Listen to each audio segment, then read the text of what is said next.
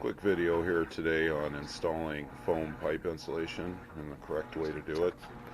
And it might seem like a no-brainer, you just cut these to fit in different lengths, but I'll show you the correct way to do a 90 and the correct way to do a T.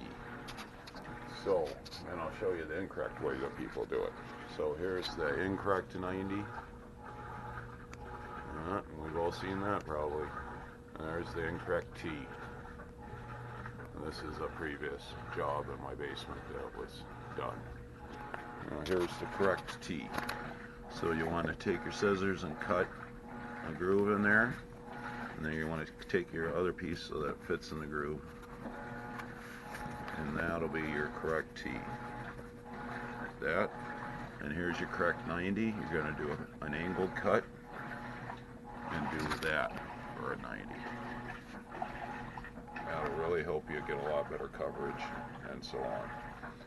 And then have at her. I'm sure with very little imagination you can figure out other ways of doing it where it'll work out really good for you.